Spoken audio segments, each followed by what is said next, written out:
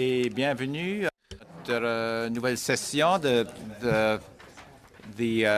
for a new session for this new year. I want to wish Happy New Year to everyone. Hopefully you had some time to recharge the batteries and have some time with your family.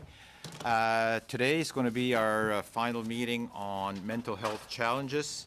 So pursuant to Standing Order 1082 and the motion adopted by the committee on Monday, April 23rd, 2018, the committee resumed its study of mental health challenge that Canadian farmers, ranchers, and producers face. I would also like to welcome Ms. Shanahan in replacement to Mr. Picciolito. Welcome, Brenda. And also with us today, we have 4-H Canada, Aaron Smith, Interim Chief Executive Officer and Director of Programs. Welcome with us, Aaron. Also, Elizabeth Jarvis, also with 4-H Canada. Thank you for being here, Elizabeth. And from Farm Credit Canada on video, we have Michael Hoffert, President, Chief Executive Officer. Can you hear me, Mr. Hoffert? I can, yes, thank you. Thank you for being here. And also my telephone, Farm Management Canada, we have Heather Watson, Executive Director. Can you hear us, Ms. Watson? I sure can. Good morning, everyone. Good morning. Thank you for being there. So we shall start with the opening statements of 6 minutes each. So if you want to lead the way, Ms. Smith. Thank you. Go ahead, turn the phone. It's on? Okay, perfect. Good morning, and thank you to the Standing Committee on Agriculture and Agri-Food for welcoming us here today to participate in the study on mental health in the agriculture sector. My name is Aaron Smith. I'm the interim CEO of 4-H Canada, as well as the Director of National Programs. 4-H Canada has over 100 years of history in the agricultural sector, bridging generations and building deep community roots. Over that time, we have evolved. We are one of Canada's most respected positive youth development organizations, delivering relevant programming to over 25,000 youth across Canada in the areas of agriculture, food security, science, technology, environmental sustainability, healthy living, communications, and community engagement. While 4-H has changed over the years, our agricultural ties have not. 83% of our youth members across Canada live in rural and agricultural communities, with 51% of those living on farms. We know that these rural and agricultural youth, when compared to their urban peers, face additional risk factors and barriers. It is estimated that 1 in 5 Canadian youth are affected by a mental illness or disorder, and that suicide accounts for 24% of all deaths among 15 to 24-year-olds in Canada. This is the highest youth suicide rate in the industrialized world. The third highest youth suicide rate in the industrialized world. Research also tells us that rural youth under the age of 20 are 4 to 6 times more likely to complete suicide than those living in urban areas.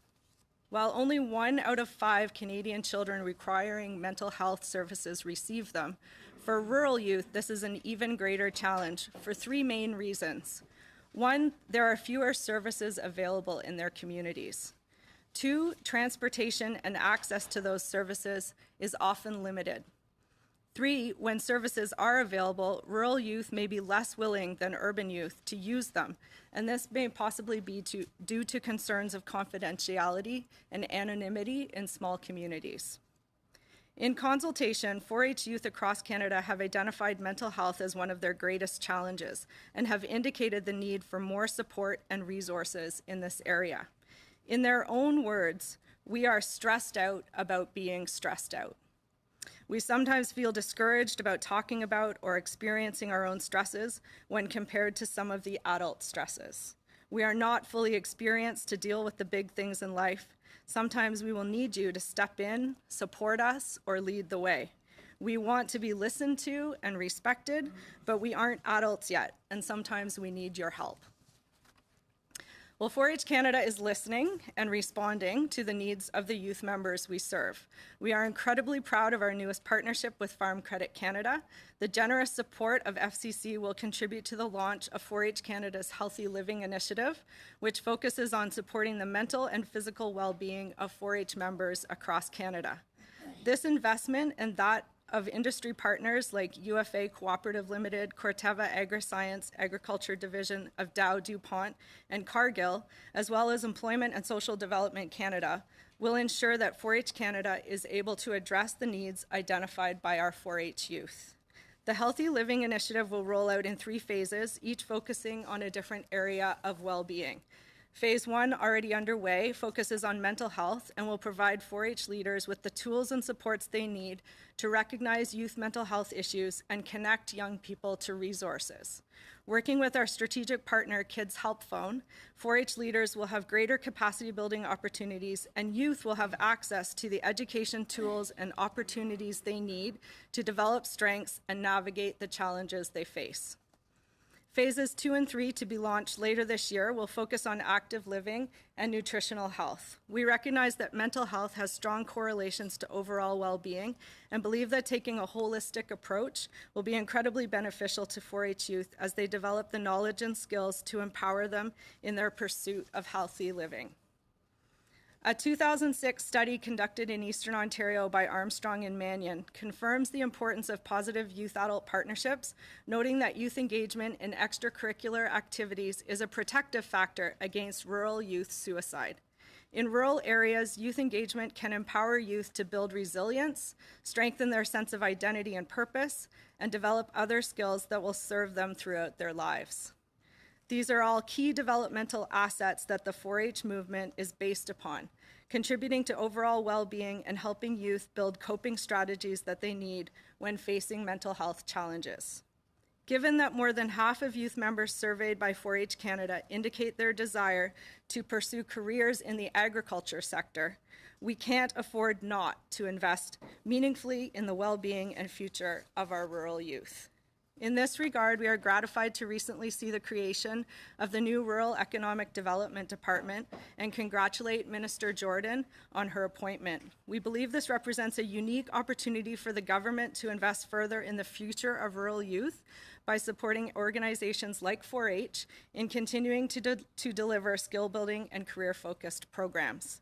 We look forward to working more with the agriculture industry, with rural communities, the government, industry experts in child and youth mental health, as well as the 4-H movement across Canada. Together, we can help ensure youth in rural communities have access to the caring adults, the programs, the resources that they need to not only survive, but to thrive. Thank you very much. Thank you very much, Ms. Smith. You must have practiced that because you're right on 6 minutes. That's Oh, great. good. My So- fearless leader here, my co-pilot. Good job. So now with Farm Credit Canada, Michael Hoffert. Thank you, Mr. Chair. Bonjour tout le monde. Good morning. It's a pleasure to be back before the Standing Committee on Agriculture and Agri-Food on behalf of Farm Credit Canada. My name is Michael Hoffert. I'm the President and CEO of Farm Credit Canada, or FCC as you may know us. I last spoke to you in June when I outlined FCC's plans to address mental health challenges faced by Canadian farmers, ranchers, and producers. Today, I'm pleased to provide you an update. I'm also honored to be here with our partners from 4-H Canada and Farm Management Canada. FCC supports the industry and its customers by being more than just a lender. Our deep commitment to agriculture means we care about the wellness of our customers. We make our customer support programs available following agriculture disasters like floods and droughts. The Ag Crisis Fund has supported hundreds of customers dealing with an unexpected difficult circumstance like a farm accident or a death in the family. When it came to mental health, we knew that we could do more. We set out to support awareness and access to mental health resources for those in the agriculture industry. By collaborating with industry partners, FCC is helping to remove the stigma around mental health. We're focused on promoting general awareness of mental health, encouraging dialogue, and enabling people throughout the agriculture industry to seek support if they need it.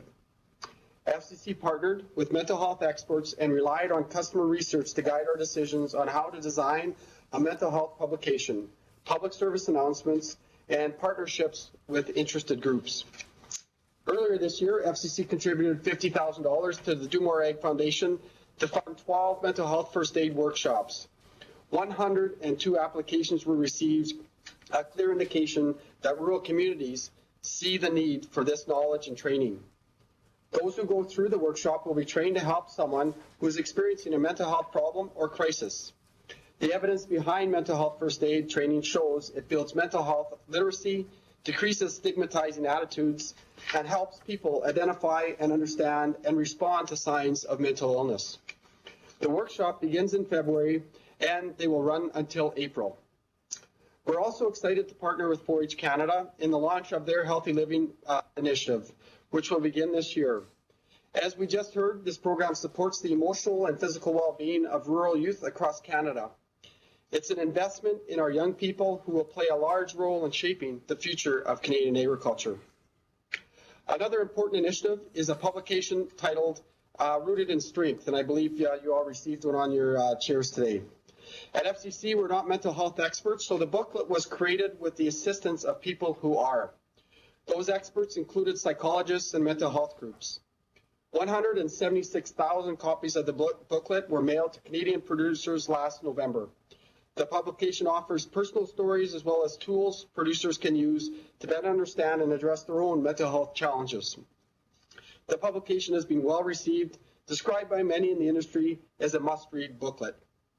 In addition to the publication, we created a series of print and radio public service announcements that direct people to resources they can access in times of need.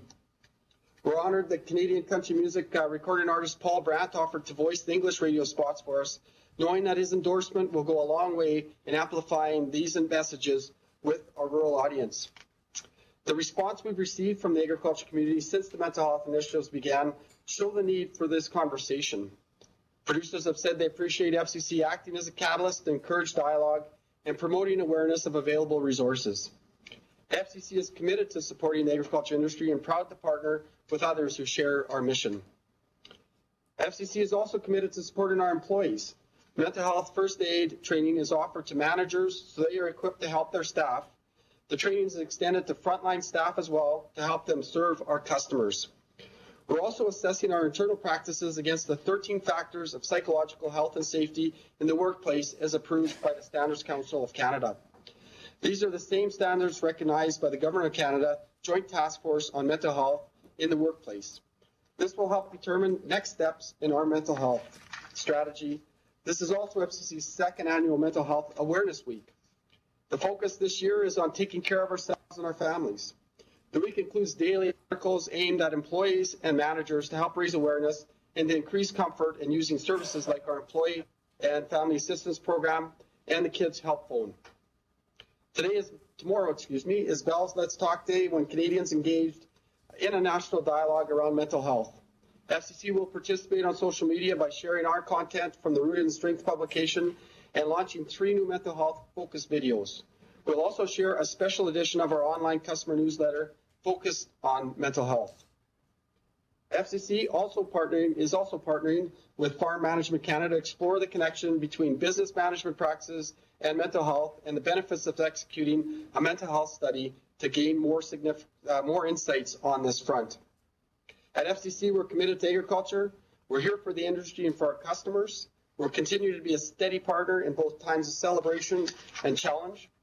And I'd like to thank you for the opportunity to speak to you today, and I look forward to any questions the committee may have. Thank you. Thank you, Mr. Hoffman. And now from Farm Management Canada, Ms. Heather Watson by telephone. Thank you so much.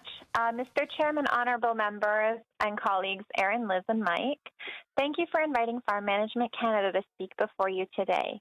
I'm Heather Watson, Executive Director of FMC, and I'm sorry I couldn't be there in person.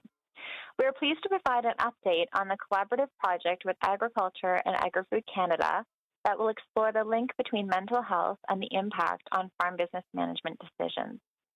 As a brief reminder of our mission and mandate, FMC was established in 1992 to increase the awareness and adoption of farm business management practices to position Canada's farmers for sustainable growth and competitiveness. As we stated in our testimony given in October, we see an inherent connection between mental health and farm business management. We're happy to announce we have recently secured a 3-year contribution agreement under the Agri-Competitiveness Program with Agriculture and Agri-Food Canada, which includes a number of initiatives that explore the connection between mental health and farm business management. We've started to gain valuable insight into this topic already.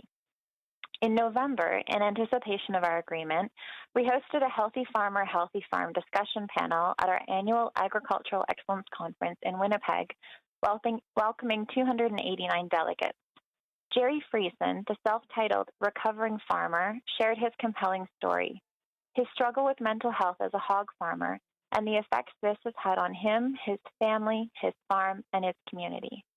We learned that while striving for success and encountering challenges can have a negative effect on mental health, likewise, achieving success and the immense pressure to grow the business and continue the farm and family legacy can also compromise mental health.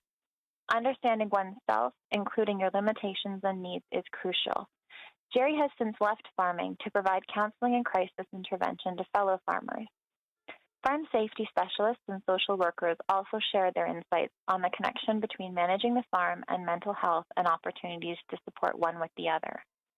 With our funding agreement now secured, we're eager to commission our national study to explore this connection further. Our study is set to start April 1st, 2019. However, since announcing the study in December, we have received requests from industry groups and individuals to be part of the project. As such, we're ready to issue a request for expressions of interest to provide an opportunity for anyone interested in contributing to the study to come forward. While we know our farmers are incredibly stressed, and we know that stress can cloud and disrupt decision-making, through this groundbreaking research, we hope to further explore the factors influencing mental health, how we can support mental health through business management, how we can support business management through mental health, and the critical path forward. We further seek to explore whether demographic differences exist between regions, production sectors, gender, and age, and steps we can take to meet these individual needs. We anticipate this study will involve a mixture of qualitative and quantitative primary research methodologies, including interviews, focus groups, case studies, and surveys. To avoid duplication of efforts and maximize resources, we're reaching out to those already working in this space in Canada and abroad, and have started reviewing secondary research to help inform the scope, format, and content of our study. New Zealand, for example, has done some incredible work on factors that influence decision-making, as well as work on farmer mental health, leading to their Farm Strong program. And recently, the American Veterinary Medical Association conducted a study on the mental health of veterinarians and recommended next steps for their industry. We're incredibly interested in the results of the study and what the findings mean in terms of our approach as an organization, and also for the industry at large, in supporting business development, competitiveness, and the adoption of farm business management practices to achieve sustainable growth for the Canadian ag sector. Over the next 3 years, we're also planning to establish a national leadership development program to help farmers develop the best version of themselves, to not only build confidence, but to sustain mental health and well-being to lead and empower leadership in others. The insights gained from the mental health and farm management study will be used to inform program development. As our funding agreement with Ag Canada is a 50-50 cost share, we continue to actively seek to secure our own portion of the cost share. Since announcing the study in December, we're pleased to note we have been in discussion with Farm Credit Canada with plans to work together to leverage our resources for maximum reach and impact. We're looking forward to reading the committee's report on the topic as well. And we are happy to keep you informed of our progress and report back to committee once the study is underway and or complete. So thank you, Mr. Chairman, members, and guests. Thank you very much, Ms. Watson. And now we'll go to the portion of the questions. Just want to remind our members that they should indicate who they want, because we have one person via video and one with telephone. So if you just let know who you would like the question to go to. And we'll start with Mr. Dreeshen with 6 minutes. Thank you very much, Mr. Chair, and to all of our witnesses. We certainly appreciate your interventions and this opportunity to hear that which you plan to be doing as we work our way through this particular study. I know it was a year ago, excuse me, as we recognized Bell Let's Talk Day, that I was honored to first introduce a study request to deal with the mental health issues among farmers and ranchers and producers. And as a farmer myself, this is certainly something that we have seen in our communities, and I'm pleased that we've had this important discussion, and I thank all of the witnesses that come forward to contribute to this report. And as was mentioned, I'm also pleased to hear that you're looking forward to hear from this study and to hear all of the different aspects of it that are so important, because sometimes not everything is presented, and I think I'm sure that your organizations will have read through all of the testimony and understand all of the different things that have affected farmers and ranchers particularly. I'd also like to specifically thank the amazing women farm operators that have been such strong advocates for mental health within their rural communities as well as their family farm operations. I think this was probably what had instigated this in my mind, to know how committed these different groups were, and just to make sure that things were working well in their communities. And of course, with 4-H, as the pledge is the head to clearer thinking, and the heart to greater loyalty, the hands to larger service, and of course, health to better living. But it's for themselves. It is for their club, and of course, it is for the nation. So these are critical points, and as I say, as a former 4-H'er, I'm so honored that you've taken on this particular task. I suppose some of the concerns that I do have, again, we had anticipated that some of these initiatives would have come forth after our report was there, and we had a chance to discuss some of these issues. But I think now what we can do is simply to take your commitment that all three organizations have, and to move forward with it, and to try to give you the best facts that we have. We can't lose sight of the fact that agriculture is being attacked in many different ways. I mean, there was the comment that we need to talk about food nutrition and so on. However, for many of these farm groups, we see that as being compromised by some of the outside actors that are trying to take Canadian farmers and minimize their relevance. And so as a beef producer, I understand that, and I certainly feel that we need to be sure that we keep in mind how are we going to react to anti-farm activists, the social media trolls that demonize our agriculture industry. Specific things that matter to a farm, the carbon taxes, which are in the tens of thousands of dollars per farm, massive red tape hurdles, and aggressive CRA tactics that have demonized small business owners and farmers particularly. And we have to make sure that all of that is brought into the discussion, because every one of the kids that we had spoken about in 4-H, they hear this every day. And they're not going to be hearing government messages. They are going to be hearing the messages that come around the kitchen table. And they see the effects that it has on their parents. And of course, I think one of the major concerns that I know that Ms. Smith, when you were speaking of it, it was how does that affect the young person as well. But those effects come about because of what is happening in the community and what is happening around the kitchen table. So I'm wondering if you can address how we're going to be able to use that which we have seen in the study and all of the testimony, and if there, in the mandate that you have, that you will be looking at ways to integrate that so that we can also find a way of pushing back and having some pressure on those groups that are out there simply to demonize agriculture. Thank you very much. I have, I think, two ways to respond to that, and the first is that I think it is such a relevant discussion to be having, considering our 4-H members, over 50% of them, when we surveyed them, are interested in pursuing careers in the agriculture sector, whether that mean it related to science, technology, all of the areas that impact agriculture. And so I think that if we are investing in our young people now, we're essentially investing in the future workforce. and we're essentially investing in the health of our communities. So I think this is a very important conversation to be having. What I will say about our approach to our programming and to working with young people is that we create platforms for them to learn all of the information and to make their own informed decisions and opinions about the information that's out there. So it's not our job to necessarily prescribe what it is that they are going to believe or how the opinions that they're going to have. It's more for us to put that information in front of them and allow them to make those informed decisions, which I think is so important. And so having young people at the table to really hear these kinds of conversations is our main priority in the work that we do, is really allowing those young people to have a voice and to hear all of the different opinions and form their own opinions. Thank you, Mrs. Smith. Thank you, Mr. Dreeshen. That's all, unfortunately, the time we have. Mr. Longfield for 6 minutes. Thanks, Mr. Chair, and thank you all for being here on our final meeting. There's always more questions. I want to focus on the research piece, if I can, with Ms. Smith.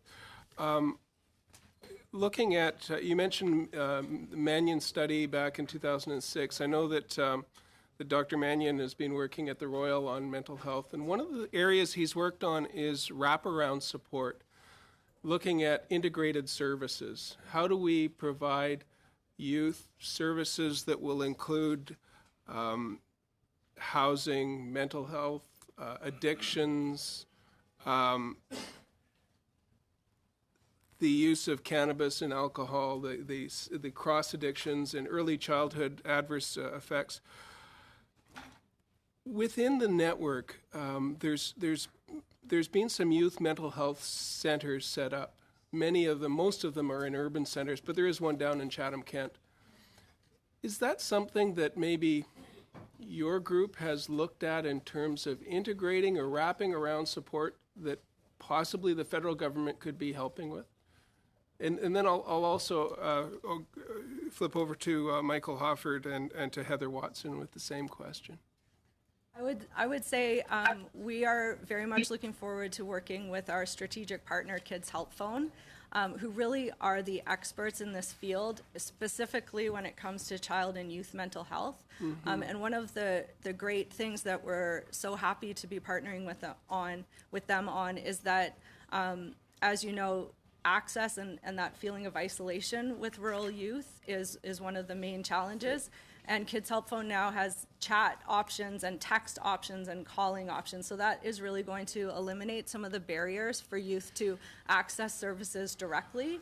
But I would also say that the conversation about those local community-based services, especially in rural communities, is an extremely important conversation to be having with those experts in child and youth mental health, and I would encourage that to continue. That's not necessarily the role of 4-H. Right. Our role is to put our young people and our volunteer leaders in touch with those services, give them access to those services, and let them know that they exist. And through this initiative, we're really hoping to break that stigma so that they don't feel afraid to let us know or let their volunteer leaders know when they do need help, when they do need to talk to someone. Very good. Thank you. And Mr. Hofford, congratulations on the Rooted in Strength document. Great work done there. Would this be something in terms of a national network? Andrea Bitton-Jones from the University of Guelph had a recommendation to us which might find its way into our report to create a national network. But again, looking at the wraparound services, do you have any comments on that? In terms of specific comments on the wraparound service, I have to be honest with you. I'm not extremely familiar with the recommendation, as I know there's been some great work done by the University of Guelph on this subject. From our perspective, though, we are a national organization. We have 100 offices across the country, many of them in rural Canada. And the need for services in rural Canada, in comparison to some of more what's available within urban centers, there are some differences. So I think if there is an ability to create more support within rural Canada, I can only see that as a positive factor.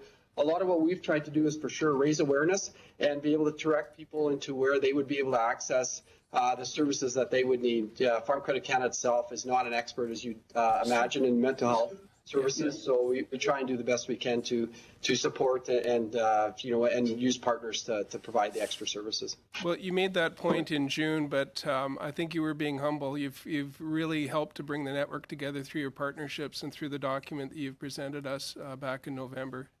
So thank you for that. Thank you for the great work. And Ms. Watson, the Farm Management Canada, again, along the theme of wraparound services, I'm looking at the over 55-year-old farmers that are not wanting to give up the farm. They're at the stage of their career where there's transition planning. The wraparound services between generations to help the older farmers and the younger farmers determine a future for the farm together. Is that something that that you're working on through your through the farm management and leadership programs? Yeah, absolutely. We're actually doing a program called Bridging the Gap, where we're actually I'm in Alberta right now at Farm Tech, and we're doing a panel of farmers to talk about bridging the gap when it comes to moving the transition conversation forward, because we're recognizing, now that mental health has been put in the spotlight, and thank you to FCC and Do More Ag and groups like that, we're just seeing it, permeate through all these conversations. It's almost like now that we've recognized it, we're seeing it come up everywhere. So especially in these transition conversations, because there's an awful lot of pressure on the existing generation to, carry on the farm legacy and hoping that the next generation will do the same. And there's a lot of fear that, they might not be on the same page when it comes to that. But of course, the weight of the world is resting on the current generation's farmers, and then the next generation equally is so afraid of failure, so afraid to fail their parents and their grandparents' generation. So it's a huge mental health consideration when it comes to transitioning the farm, and we're definitely working on that right now. Is that part of your and it'll be part of it. Is that part of the 3-year contribution agreement that you've been awarded? Absolutely. Yep. We're doing 2 workshops actually in collaboration with Farm Credit Canada at the end of March. So Thank you, just as a start. Thank you very much. Thank you very much, Ms. Watson. Thank you, Mr. Longfield. Now, Mr. McGregor for 6 minutes. Thank you very much, Chair, and thank you to the witnesses for appearing on our last day on this study. We've had some fantastic testimony, and we're looking forward to bringing that all together into a very comprehensive report on this very important subject. Ms. Smith, if I can start with you. When I was listening to your opening statement, you were talking about the challenges for rural youth, and you listed 3 main things. The fact that fewer services are available, transportation to services is problematic, but also there's that stigma because you're in a small community, people are more likely to find out that you're in fact seeking help. And it struck me that currently Western Canada is experiencing problems with Greyhound bus service. Have you had any feedback from your members on the impact? Because just going directly to point number 2, the transportation to services, with the elimination of Greyhound bus routes, can you provide any feedback on how that's impacted people? I haven't heard anything specifically on that. Okay. I'm sure it is impacting our clubs and our communities and our rural youth up in that region. But I would say it's not just transportation, it's access to broadband and technology. It's really a feeling of being isolated and not being able to necessarily even get to services, if that is something that young people have the courage to sort of speak out and say that they need. So no, I haven't heard anything specifically around that, but I would assume that it is definitely impacting. Thank you. Yeah. Mr. Hoffert, if I can start with you, the $50,000 that were committed for the mental health workshops from FCC, with respect, $50,000 I think would be a welcome announcement just for an area the size of my riding or even Vancouver Island. And you can see that there were 102 applications, 12 were funded, so 10%. Given the level of interest and the demand for these kind of workshops, I'm just worried that $50,000 for a nationwide program is really just a drop in the bucket for the demand that's out there. Looking ahead, can you see allocating more resources to these type of workshops just given the demand that you've seen? Yes, I think the answer to that would be positive. With the first workshops just starting in the next weeks ahead, we will see the impact and how they go over. and then look at what would be the next steps for FCC. So your study will definitely feed into that. And then are there opportunities from events and having speakers that we might put on to investing more in partnerships and sponsorships with organizations that have the skill set to put these workshops on? And I would say that there's a high likelihood that we'll continue into the next fiscal year for sure with that. Fantastic. And I want to also offer my congratulations to you for the Rooted in Strength document. I know we're not allowed to use props in the House, but at committee we're a little bit lax on the rules, but I just want to hold that up so people can see it, because I think, looking through it, it's got some fantastic recommendations there. So thanks for doing that. The next question, I think I want to open it up, and maybe I'll start with Ms. Watson. We've already seen a series of announcements from Agriculture and Agri-Food Canada with respect to mental health in the Agriculture Committee, or community, I should say. And I think a few of us were taken by surprise with the November 20th announcement. It's a welcome announcement, but our committee has been doing this parallel work on this subject, and we've been involved in this study for a long time. And I just hope that when our committee's hard-worked report comes out with its recommendations, that we actually have the federal government acting upon them. So, Ms. Watson, given what has already been announced and what you see going on into the future, what specifically are you hoping to see in terms of recommendations with our report, given all of the incredible witness testimony that we've had so far? What areas do you see that still need addressing from our committee's report and from the federal government of Canada?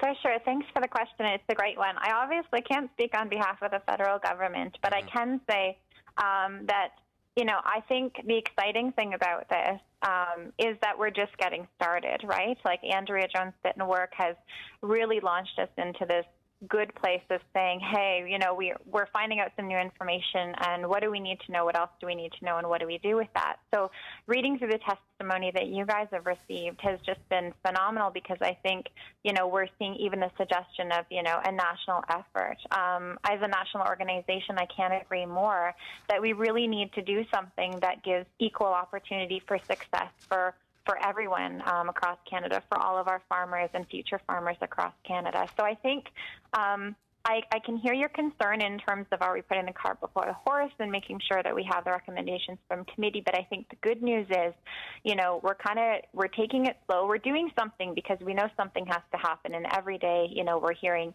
some pretty scary news out there about how our farmers are feeling and what they're thinking about doing. And so I think in one case, we do need to act, and we need to act fast. And I'm really happy to see that we are, FCC and Do More Ag and groups like that are hitting the ground running. But I think there's lots and lots of room left to hear the committee's recommendations. And I think as well, the fact that the testimony is available, I know, I think all of us have probably been following it along and making sure that our efforts are, open enough and flexible enough to take it in and kind of continue to evolve as the conversation evolves and as we learn more information, because we can only act on the information that we know. So the more we understand, the more we can meet the needs. Which is a really, I think, exciting thing. I hear your concern, but I think I'm really excited to see the committee's report and to see how we can integrate every single piece into what we're doing moving forward. Thank you, Ms. Watson. So thank you for that. Thank you, Ms. Watson, and thank you, Mr. McGregor. Maintenant, Monsieur Drouin pour 6 minutes. Merci beaucoup. Well, thank you very much, Mr. Chair. I'd like to thank all our witnesses here today. Thanks for taking part in this study. I know that for some of you, it's your second appearance here at this committee, so thanks very much for being here. Hofert, first off, congratulations on this. I'm going to echo the sentiment from Mr. McGregor. We do get along on Parliament Hill once in a while, and I think we can all get along and rally around this. I see that you're offering mental health first aid training to some of the managers and the employees, and I know that your employees would be the front line to sort of the frontline employees working with farmers, and often I'm assuming that if there is financial stress, that they probably have that conversation with some of your employees. And ideally, in an ideal world, it would be I believe that employees would be able to identify that, you know what, I think Mr. X or Mrs. Y is probably not feeling well. And are you training your employees to identify those stress levels and offer help? Yes, we have focused our training really with our managers, as I mentioned, and then our frontline staff. And where we started with the mental health first aid training was with our group of employees that deal with our customers that are experiencing some financial challenges. So our special loans group, and for sure, again, they're not experts in mental health professionals, but in terms of recognizing the stresses that our farm family might be, experiencing. And really recognizing, I think, if there's something that might be a bit extraordinary in the circumstance, and being able to suggest some level of service, pointing people in the right direction is the goal that we've had there. In a rare circumstance, we have seen, customers that have been under extreme stress and almost to a level of despondent, and have intervened with them just to help to make sure their animals get fed or things like that until they can kind of work their way through. But that's quite rare. Normally, people are working their way through it. But our team, we want to make sure that they could recognize where there could be some extreme concerns, and at least to be supportive and proper in their counsel. That's great. Thank you. And Ms. Smith, you've obviously, I want to congratulate your organizations for doing a good job. And I know they're very present in rural Canada and rural Ontario, and I often have chats with them at the local level. I'm just wondering how, since I know you guys are partners and you have partners with FCC and others, are you building workshops through 4-H for addressing mental health? And Yeah. Okay. Yeah, so our strategy with our Healthy Living initiative is to create a series of tip sheets and resources for not only our young people, but our volunteer leaders as well.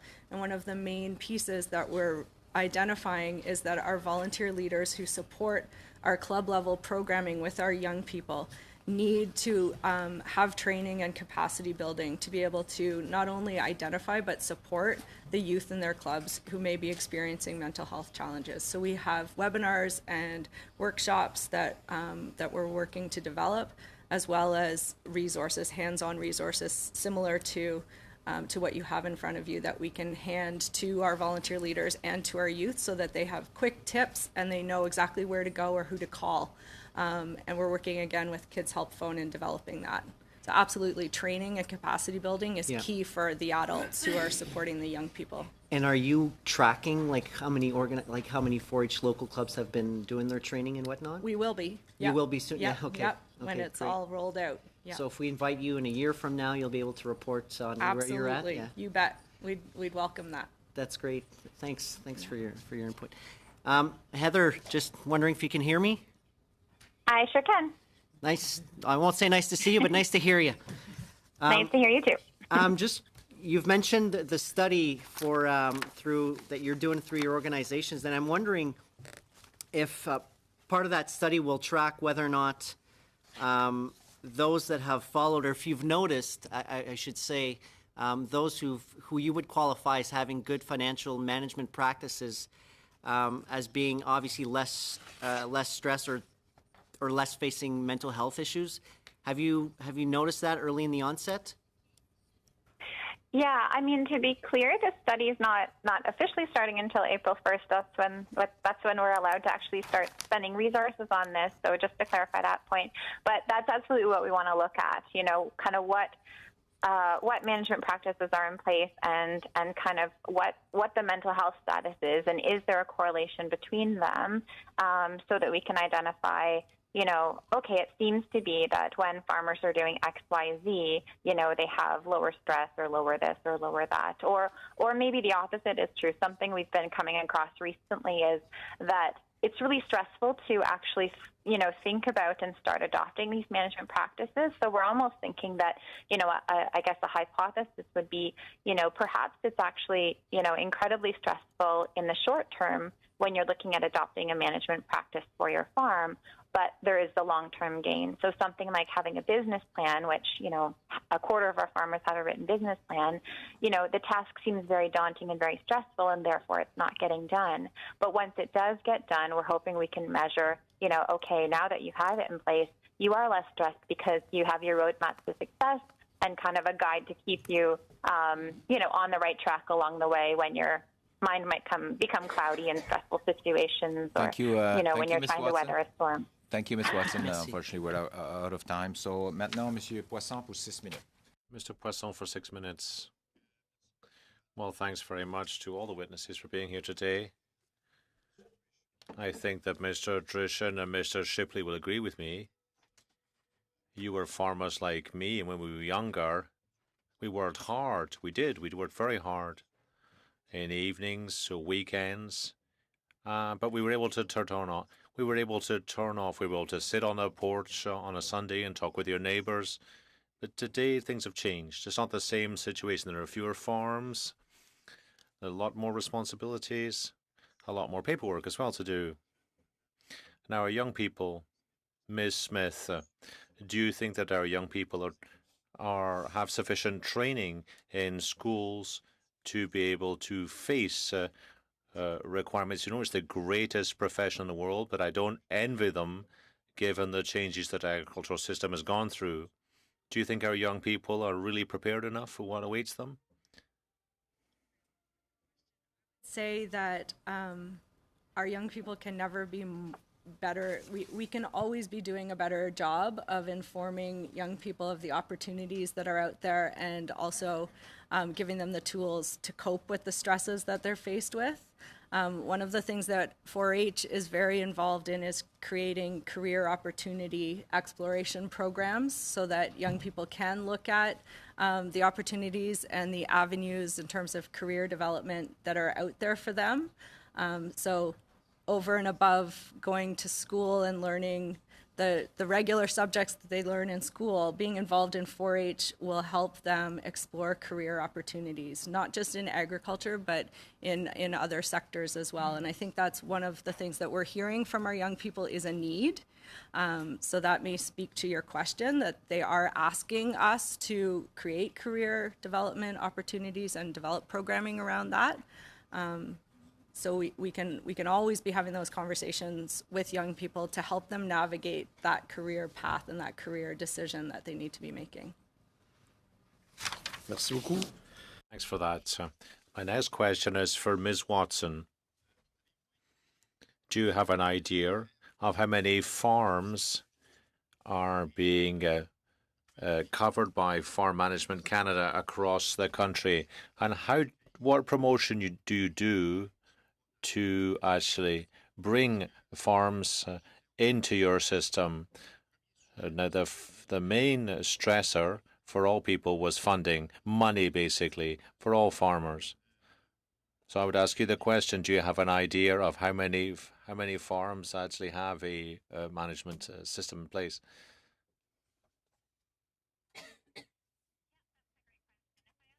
Question correctly, it was how many farms across Canada are adopting business management practices? Is that it? Or was the question more about what's our reach in terms of our farmers and our members, just to clarify?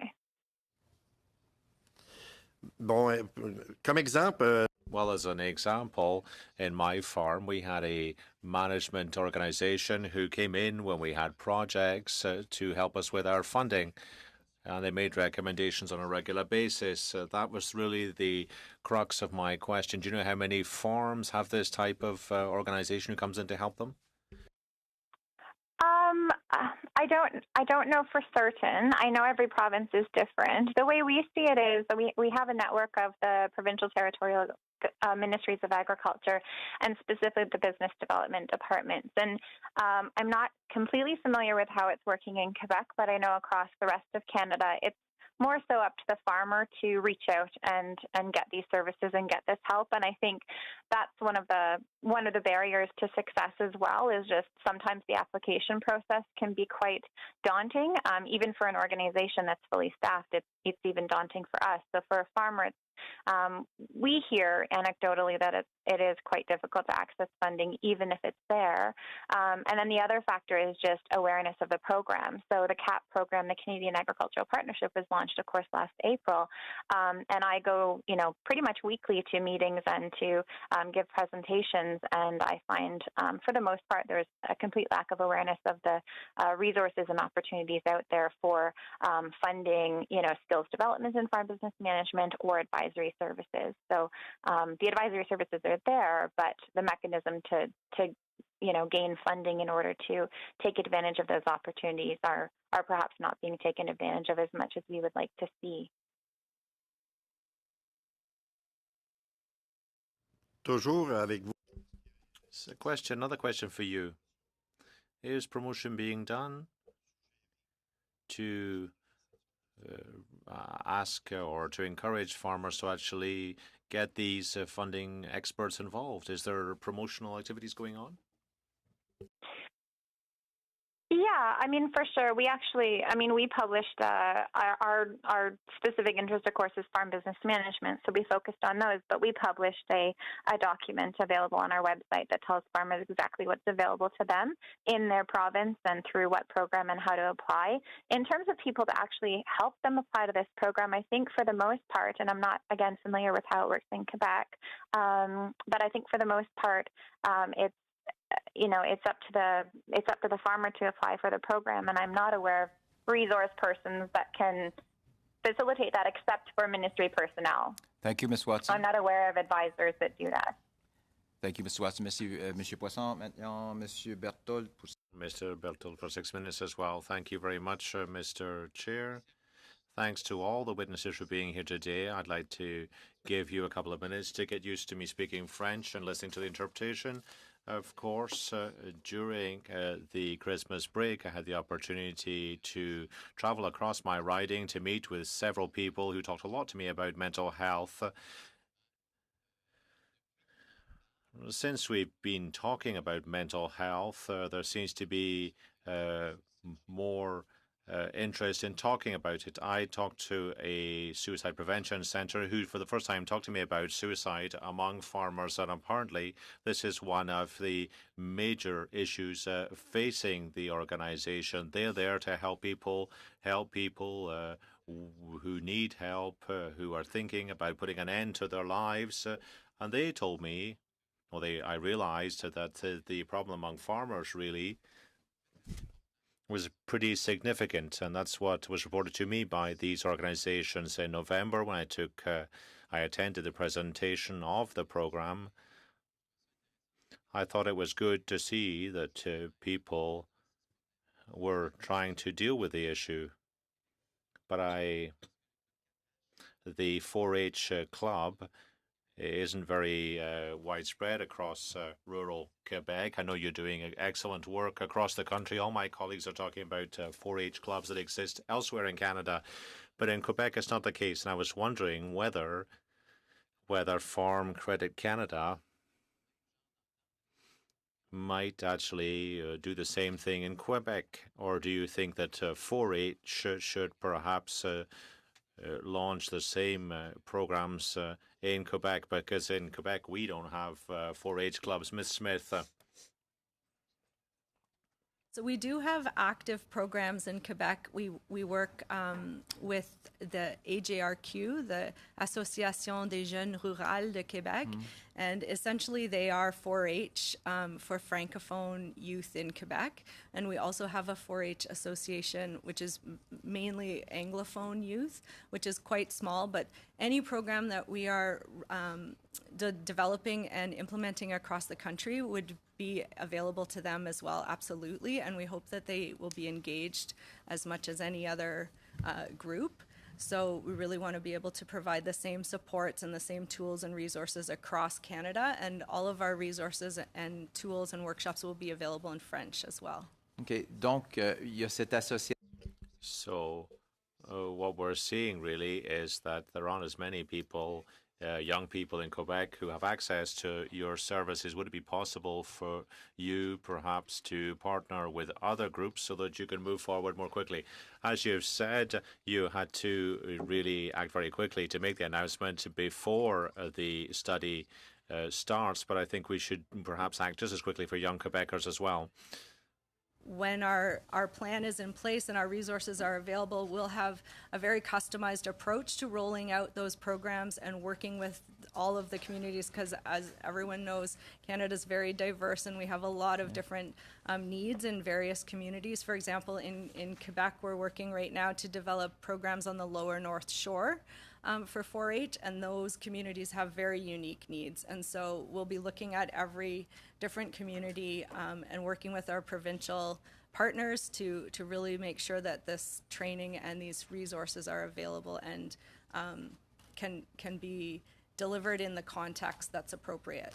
Une des préoccupations qu'on a, Monsieur. One of the concerns we have, Mr. Chair, with the study is that since we've started the study, we've seen there are lots of provincial initiatives, municipal initiatives, federal initiatives like the one you've talked to us about today. There are increasing numbers of these initiatives, but unfortunately there doesn't seem to be any coordination. You've just there's a Farm Management Credit who has announced a study.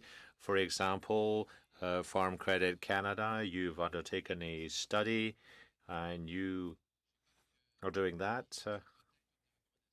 And this is perhaps one of the recommendations this committee will make. There is a whole range of initiatives. Everybody's asking the same people for money to deal with the same issues. Ms. Watson, do you think that it might be useful or appropriate, really, to launch a national initiative to avoid spending money willy-nilly across the board without any proper coordination? What do you think about that idea? Definitely a supporter of national initiatives. I think it depends really, on what the initiative looks like. I would say, perhaps instead of launching a national program, we start with a national conversation. So I'm thinking, what Andrea Jones-Fitton was talking about and kind of, striking up, can we start a roundtable or can we have, a national engagement session where we get folks together that are interested in this, figure out who's doing what, and then figure out kind of the critical path forward. And I think, hazard a guess to say it would be really nice to establish some sort of a roundtable or some sort of place that we can come together, all of us stakeholders, and share what's going on a regular basis so that we can reduce duplication and maximize our resources that, as you've noted, are very slim, and we want to be very strategic about how we go forward because we don't want this to be a one-hit wonder. We want to make sure that we create the capacity to sustain and grow these activities. Thank you, Ms. Watson. Merci, Monsieur Berthold. Maintenant, Madame Shanahan, pour 6 minutes. No, merci beaucoup. For 6 minutes. Thank you very much, Mr. Chair. Well, first of all, I'd like to thank all those witnesses who are here today. In my riding, are lucky enough to have lots of farmers in my riding, and they've taught me a lot. Mr. Poisson, who's my neighbor, by the way, has told me that it's a very, very rewarding life, but a very challenging one at the same time. Now, I'm a former banker. I have had a lot of experience working with businesses. Now, but there's an issue with succession planning, I think. I'd like to ask a question. To the gentleman from Farm Credit, is that Mr. Hofford? And I'd like to ask you about how is it that you you came to observe financial management practices that were contributing to stress and to mental health. I'd like, what is your definition of those practices? Was it because it's sort of a father to son, intergenerational difference, or I'd like you to just talk to me a little bit about that, and then I'd like to address the same question with Ms. Watson, who's doing the research project. Yes, thank you for the question. In terms of the relationship between farm management practices, risk management practices, and mental health on farms, there is some interest in doing some research in that space. I don't know if FCC would have an opinion on whether there is a strong link between that or not.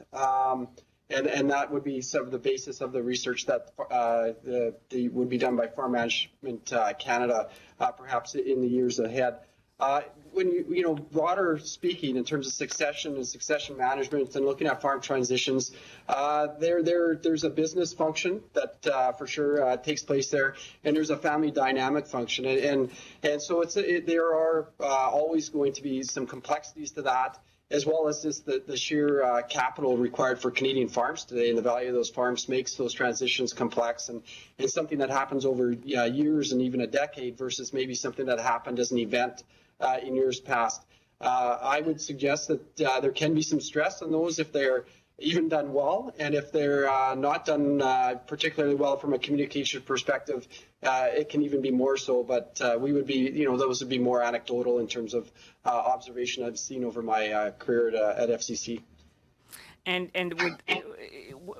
What brought you to that place where you thought that because I see that you Farm Credit is looking at partnering with Ms. Watson's group on the study, was that really the overriding factor? Was the farm management practices, the financial practices? Really just trying to dig in to understand what are some of the underlying factors that may contribute to different levels of stress on an operation, and if we can find some of those, what might be areas that then operators or business partners like FCC could be encouraging to take place in those operations, and manage some of the stress that could be dealt with. Which, when you think of a farm, whether it's weather or it's markets or it's all those things that are going to inherently are external factors, or they're internal things that our operators can do that would contribute to being able to manage through just the day-to-day nature of being a Canadian producer. It's super rewarding, and it's a challenging career choice. Very good. And so, Ms. Watson, I know that your study has not begun yet, but I'd like to continue the line of questioning that Mr. Poisson had started, and that is the use of consultants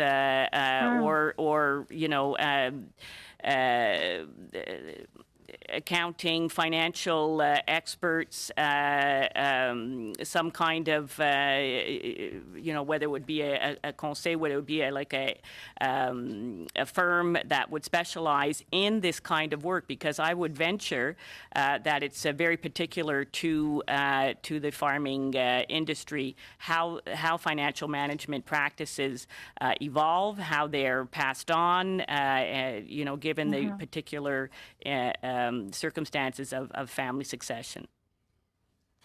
Yeah, absolutely. Well, and we think, to answer your question right away, we know that a third of farmers are using business advisors for their farm, and we're hoping to increase that number. We tell them, tell our farmers our anecdotal little pieces, do your best and hire the rest. So recognizing farmers can't be all things to all people at all times, that's very, very stressful to take the weight of the world on their shoulders.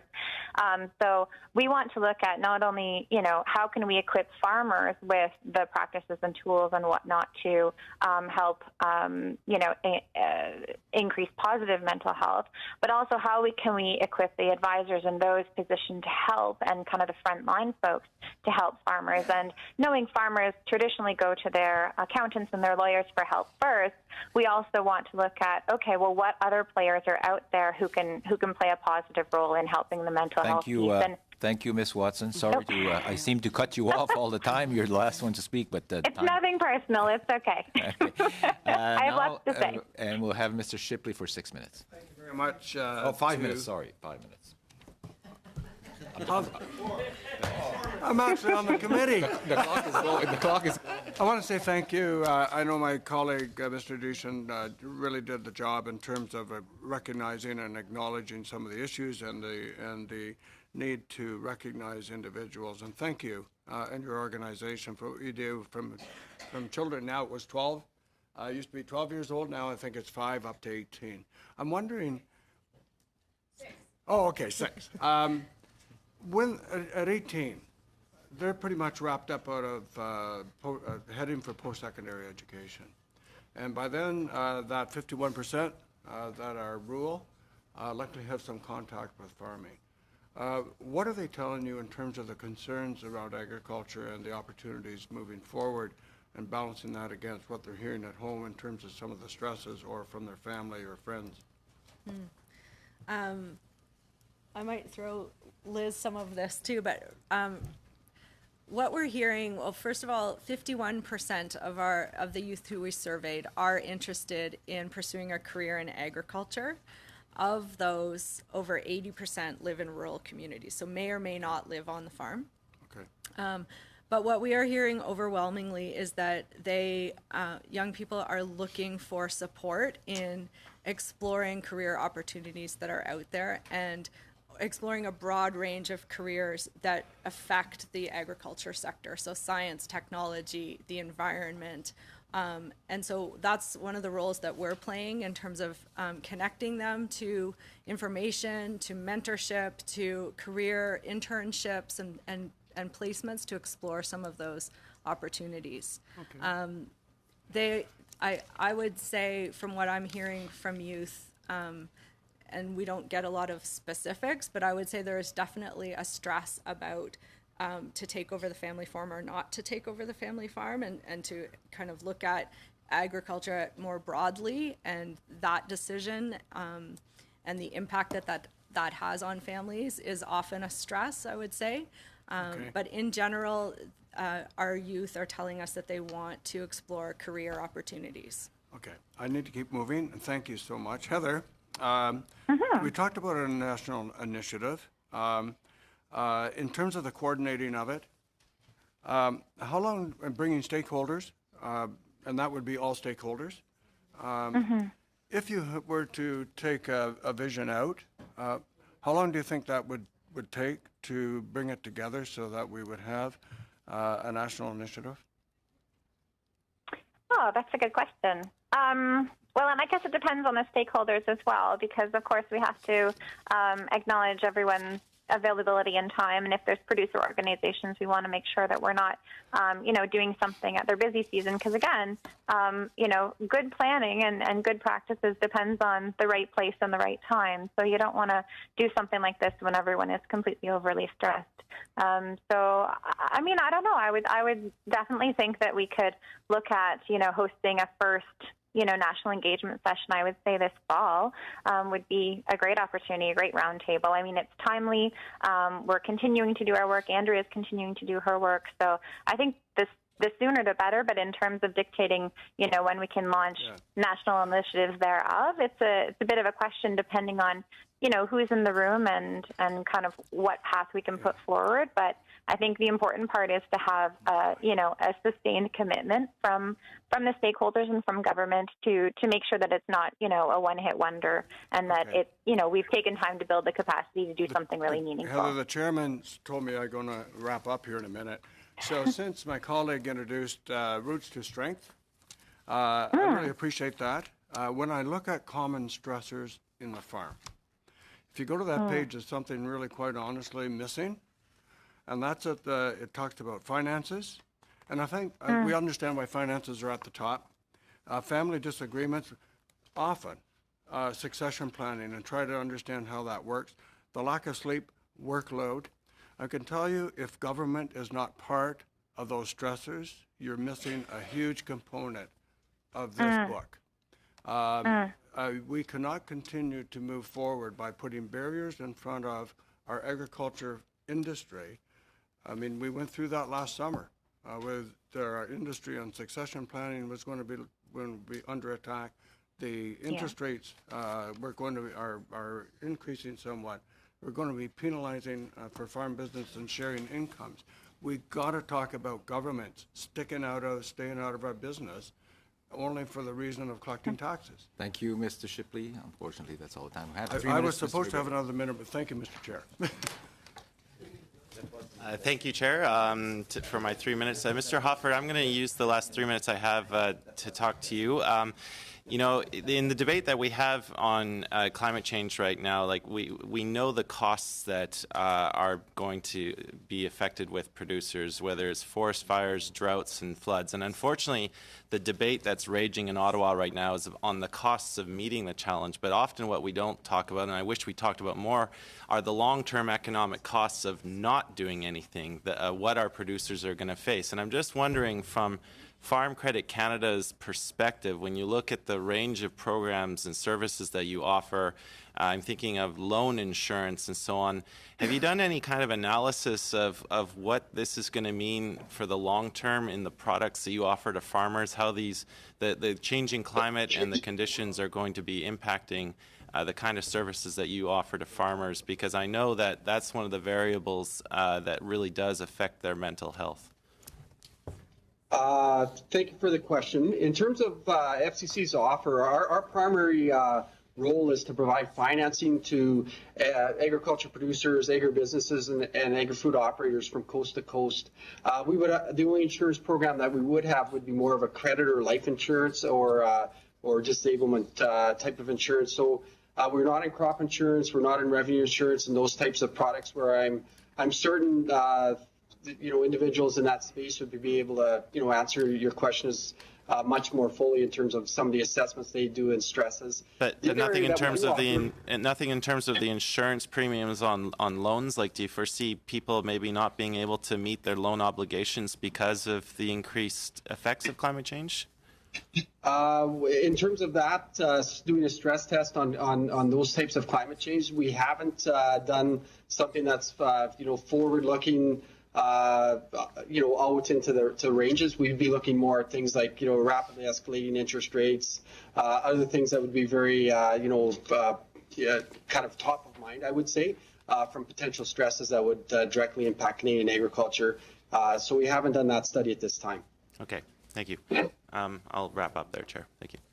Okay, so that will conclude this session. I want to thank everyone, and actually that, other than preparing our report, that will conclude our study, and I'm really, this has been a tremendous achievement. I think we're going to put something together, hopefully, that will lead the way to deal with this very important and often not talked enough, and now we've brought that out to the surface, and hopefully we can have a report that will put the path forward to resolving some of those issues. So I want to thank everyone that was here today. So from 4-H Canada, Ms. Erin Smith, thank you so much for your testimony, and also Elizabeth Jarvis for being here with us today. Farm Canada, Mr. Michael Hoffert, thank you so much for taking the time to join us video conference. And also from Farm Management Canada, Heather Watson, thank you for taking the time on telephone, and again, apologize for having to cut you so often, but your input is certainly very, very important. Alors, on va arrêter pour... So we'll suspend. And then we'll go in camera. Thank you, everyone. We'll be back in 4 or 5 minutes. Thank you.